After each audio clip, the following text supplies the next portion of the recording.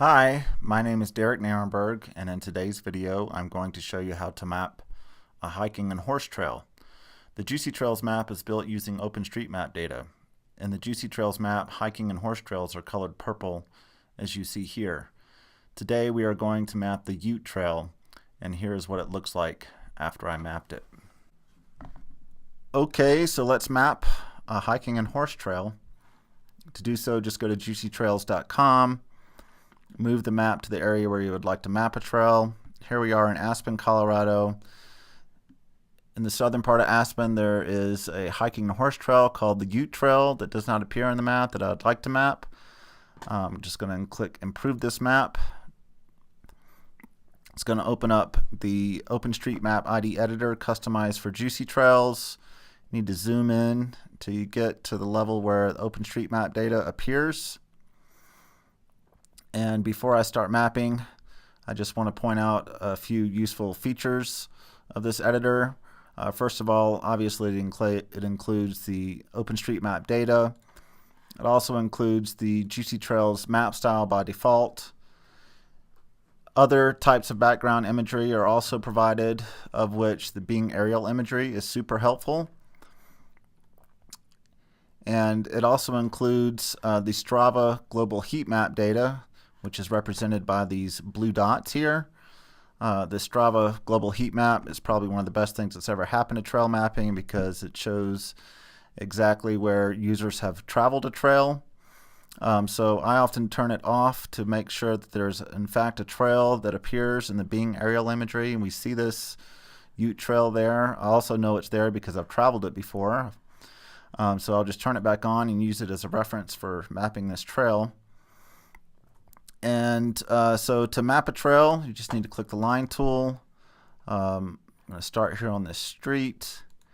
And then all you need to do to map the trail is to rough in the vector line for the trail by clicking on the apex of the corners. Don't need to worry about mapping every fine curve at this point.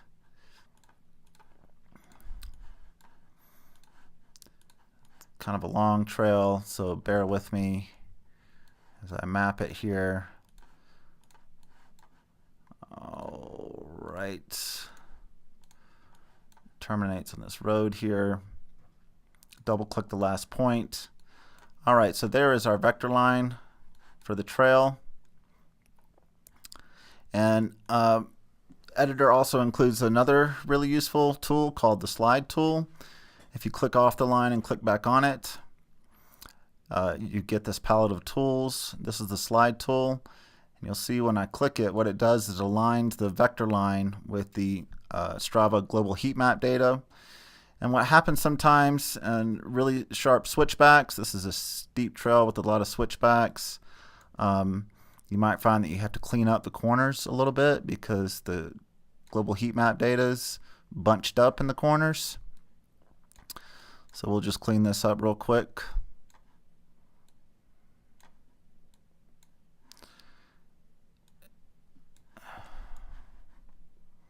Check out the rest of it. It's probably good. All right, so there is our vector line for the trail.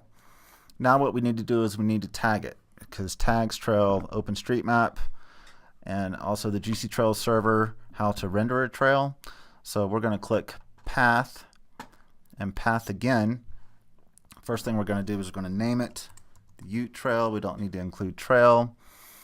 And then we need to tag it as foot equals yes, because hiking is allowed and horseback riding is allowed.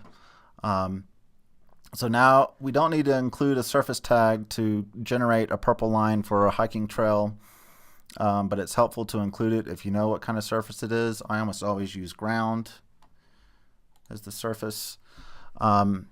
So now we've drawn our vector line for the trail. We've tagged it. Now it's time to save it. If you don't already have an OpenStreetMap account, you'll need to create one to save your edits. I already have one, so I'm good to go. So I'll type in create Ute Trail. All right, so now we'll save it.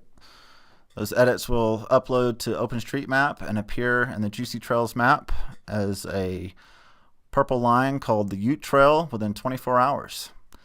That's it. Thanks for watching.